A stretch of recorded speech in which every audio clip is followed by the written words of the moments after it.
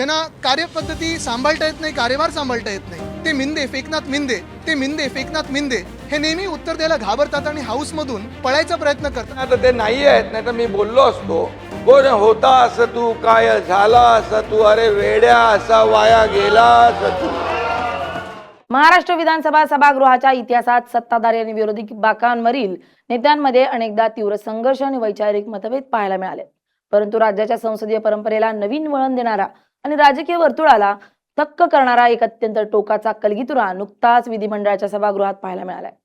शिवसेना उद्धव बाळासाहेब ठाकरे पक्षाचे युवा नेते आमदार आदित्य ठाकरे आणि राज्याचे उपमुख्यमंत्री एकनाथ शिंदे यांच्या थेट सभागृहाच्या पटलावर उडालेला हा शब्दांचा भडका केवळ तात्कालिक राजकीय वादापुरता मर्यादित नव्हता, तर तो दोन भिन्न राजकीय प्रवाह आणि दोन अत्यंत तीव्र विचारसरणींमधील अस्तित्वाची लढाई स्पष्ट करणारा ठरलाय. या अभूतपूर्व संघर्षामुळे संपूर्ण विधिमंडळ परिसरातील वातावरण कमालीचं तापलं होतं आणि दोन्ही बाजूंच्या आमदारांनी एकमेकांविरुद्ध केलेल्या प्रचंड घोषणाबाजीमुळे सभागृहाचं कामकाज अनेकदा विस्कळीत झालं.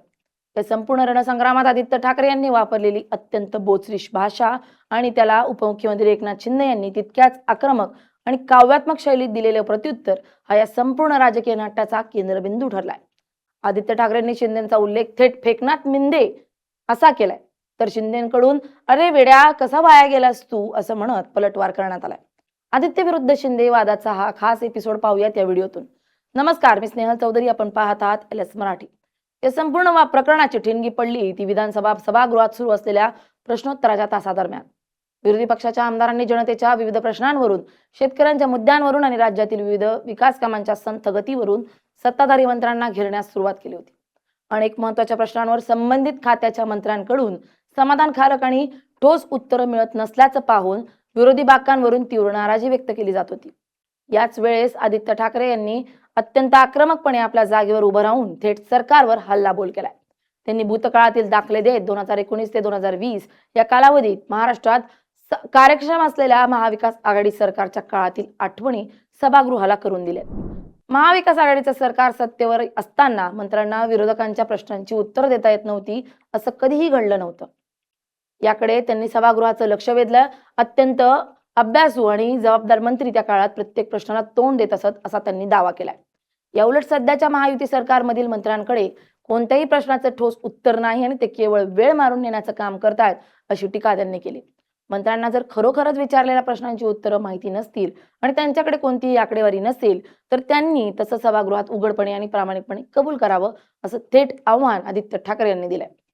आदित्य ठाकरे एवढ्यावरच थांबले नाहीये, तर त्यांनी आपला मोर्चा थेट उपमुख्यमंत्री एकनाथ शिंदे यांच्याकडे वळवलाय. मुख्यमंत्री स्वतः सभागृहात उपस्थित राहून विरोधकांच्या महत्त्वाच्या प्रश्नांना सामोरे जाण्याचं नेहमीच टाळतात असा थेट आणि गंभीर आरोप त्यांनी केलाय. उपमुख्यमंत्र्यांनी सभागृहात बसून प्रत्येक महत्त्वाच्या चर्चेला उत्तर देणं अपेक्षित असताना एकनाथ शिंदे हे नेहमीच विरोधकांच्या प्रश्नांना आणि थेट चर्चेला घाबरतात असा घणाघात त्यांनी केलाय. मुख्यमंत्र्यांच्या कार्यपद्धतीवर आणि त्यांच्या राजकीय भूमिकेवर तीव्र आक्षेप घेत आदित्य ठाकरे यांनी त्यांचा उल्लेख अत्यंत खोचकपणे फोडाफोड उपमुख्यमंत्री असा केलाय, ज्यावरून सभागृहात पहिल्यांदा प्रचंड गदारोळ निर्माण झाला.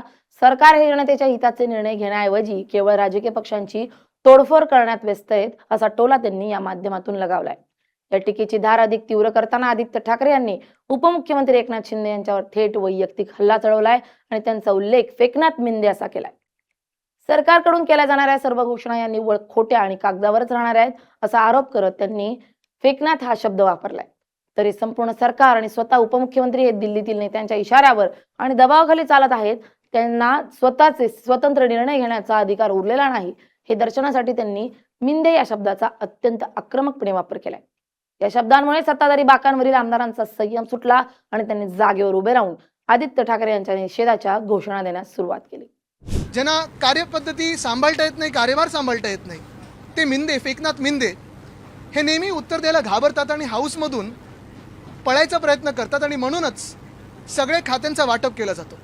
आज आम्ही आक्षेप घेतल्यानंतर पुन्हा एकदा जे अध्यक्ष आहेत राहुल नार्वेकरजी यांच्याकडून उत्तर तर 2019ला असं झालं, 2020ला असं झालं. हे खोटं आहे. कधीही 2020मध्ये असं झालं नाही, 2019ला असं झालं नाही. कुठच्याही मंत्र्यांनी किंवा मुख्यमंत्र्यांनी असा पळवाट काढला नव्हता. आमचे जिथे जिथे राज्यमंत्री होते कधी कधी त्यांनी उत्तर दिली, कधी कधी आम्ही उत्तर दिली, पण जबाबदारी पूर्ण स्वीकारून प्रत्येक प्रश्नाचं उत्तर हे आम्ही दिलेलं आहे. त्यावेळी पूर्ण रेकॉर्ड काढा. आणि म्हणून आमची हरकत दोन्ही गोष्टीला. पहिली हरकत ह्या गोष्टीला आहे की जे अकार्यक्षम उपमुख्यमंत्री आहेत, जे सगळे बाकीचे बाहेर खेळ खेळत असतात, पैशाचे खेळ खेळत असतात, त्यांनी स्वतःची खात्याची जबाबदारी घेऊन जी खाती त्यांनी घेतलेली आहेत, मागून घेतली आहेत, हट्ट करून घेतली आहेत, रडून घेतली आहेत, ही खाती त्यांनी त्याची जबाबदारी घेऊन त्याचं उत्तर द्यावं. हाऊसमध्ये आम्ही जे प्रश्न विचारतो ते काय आमचे पर्सनल प्रश्न नसतात, हे आम्ही जनतेचे प्रश्न विचारतो, महाराष्ट्राच्या जनतेचे प्रश्न विचारतो. आणि दुसरं म्हणजे जे अध्यक्षांनी खोटं बोललेले आहेत, चुकीचं बोललेले आहेत की 19 आणि 20 मध्ये पण असं होत होते, ते रेकॉर्डवरनं काढावं. उगाच त्या खुर्चीवर बसून त्यांनी घाणेरडं राजकारण करू नये. या अत्यंत तणावपूर्ण वातावरणात आदित्य ठाकरे यांनी सभागृहाचं कामकाज चालवणाऱ्या अध्यक्षांच्या भूमिकेवरही प्रश्नचिन्ह उपस्थित केलंय. विधानसभा अध्यक्षांनी सर्वोच्च आणि न्याय अशा खुर्चीवर बसून सत्ताधाऱ्यांच्या खोट्या विधानांचे किंवा त्यांच्या पळपुटेपणाचे समर्थन करू नये अशी अत्यंत कडक भूमिका त्यांनी घेतली आहे. अध्यक्षांनी सत्ताधारी बाकांचं रक्षण न करता उपमुख्यमंत्र्यांना तातडीनं सभागृहात येऊन विरोधकांच्या प्रश्नांची आणि आरोपांची थेट उत्तर देण्याचा आदेश द्यावेत. आदित्य ठाकरे यांच्या या आक्रमक पावित्र्यामुळं आणि फेकनाथ मिंदे या शब्दाच्या वापरामुळे सभागृहातील वातावरण इतकं चिघळलंय की सत्ताधारी आणि विरोधी पक्षाचे आमदार एकमेकांच्या अंगावर धावून जाण्याच्या स्थितीत आले होते. हा वाद वाढत असल्याचं पाहून आणि विरोधकांचे आरोप थेट मुख्यमंत्र्यांच्या प्रतिमेला धक्का लावणारे ठरत असल्याचं लक्षात येताच उपमुख्यमंत्री एकनाथ शिंदे यांनी स्वतः तातडीनं सभागृहात प्रवेश केलाय. मुख्यमंत्र्यांच्या सभागृहातील उपस्थितीमुळे सत्ताधारी आमदारांना मोठ्या हत्तीचं बळ मिळालंय आणि त्यांनी त्यांचे बाके वाजवून मुख्यमंत्र्यांचं स्वागत केलं. उपमुख्यमंत्री एकनाथ शिंदे यांनी सभागृहाच्या पटलावर उभं राहून आदित्य ठाकरे यांच्या प्रत्येक आरोपाचा अत्यंत शांत पण तितक्याच धारदार शब्दात समाचार घेण्यास सुरुवात केली. आदित्य ठाकरे यांनी केलेल्या वैयक्तिक आणि राजकीय टीकेला उत्तर देण्यासाठी शिंदेंनी एका जुन्या आणि अत्यंत लोकप्रिय मराठी कवितेच्या पंक्तींचा आधार घेतलाय. त्यांनी आदित्य ठाकरे यांच्याकडे थेट पाहत कोण होतास तू, काय झालास तू, वेड्या कसा वाया गेलास तू अशा शब्दात त्यांच्या संपूर्ण राजकीय वाटचालीवर आणि प्रगल्भतेवर अत्यंत बोचरी टीका केली आहे. एकेकाळी अत्यंत सुसंस्कृत आणि समजूतदार समजल्या जाणाऱ्या नेत्याची अवस्था आज केवळ वैफल्यातून इतरांवर खालच्या पातळीवर जाऊन चिखलफेक करण्यासारखी झाली आहे असा टोला त्यांनी या कवितेच्या माध्यमातून लगावलाय. तो सभागृहात नव्हतो मी, मगाशी ते चर्चा चालू होती ती. मंत्र्यांनी मला सांगितलं आणि तुम्ही तसे निर्देश देखील दिलेले आहेत. मला एवढंच सांगायचं आहे की सभागृहाचं कामकाज जे आहे तुमच्या अध्यक्षतेखाली चालतं.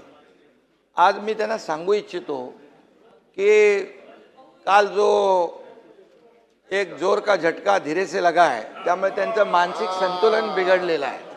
आणि दुसरी गोष्ट, मानसिक संतुलन बिघडलंय आणि त्यामुळे आता आणखी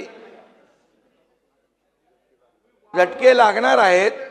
अध्यक्ष महोदय, तुम्ही सभागृहाचं कामकाज नियमानुसार चालवता आणि आजपर्यंत तुम्ही दिलेले निर्देश आणि तुमच्या अध्यक्षतेखाली या सगळ्या विरोधी पक्षाला देखील त्यांचे मांडण्यासाठी, प्रश्न मांडण्यासाठी जो काही वेळ देता तो आतापर्यंत कधी विजयभाऊ दिला होता का? आणि दुसरी गोष्ट, राज्यमंत्री असतात, एखाद्या प्रश्नाला, एखाद्या लक्षवेधीला अतिशय व्यवस्थित न्याय मिळाला पाहिजे. म्हणून तुम्ही हे जे काय कामाचं वाटप तुमच्या अध्यक्षतेखाली झालेलं आहे आणि ज्या ज्या वेळेस राज्यमंत्री जेव्हा प्रश्नाचं उत्तर द्यायला कधी त्याच्याकडून अधिक कमी जादा माहिती मिळते त्यावेळेस स्वतः मंत्री असतात, मी स्वतः येतो, मुख्यमंत्री स्वतः येऊन उत्तर देतात आणि त्यामुळे हे कलेक्टिव्ह आमची रिस्पॉन्सिबिलिटी आहे, जबाबदारी आहे.